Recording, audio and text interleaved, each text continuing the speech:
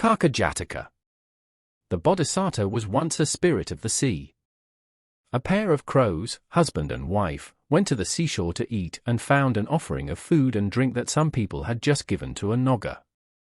They ate until full and drank until drunk, then went to play in the ocean. Without warning, a fish swam up and ate the wife, and her husband burst into tears. Other crows heard his wailing and came to see what had happened, and they too were devastated. They all tried to drain the ocean with their beaks to rescue her. They worked, mouthful by mouthful, until their throats and eyes ached from the salt water and they grew weary. Seeing that their task was impossible, they quit trying and praised the deceased's beauty, proclaiming the sea stole her because she was so wonderful. The Bodhisattva, hearing them talk nonsense, made a hideous spirit appear out of the ocean to frighten them away.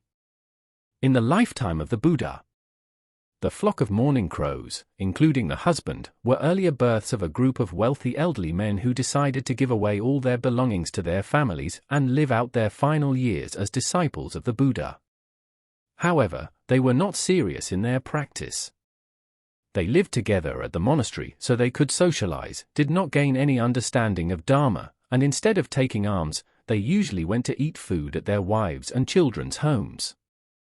After getting food from their families, they all gathered at one particular house where the wife, the crow eaten by the fish, was an earlier birth of her, treated them very well and provided delicious meals.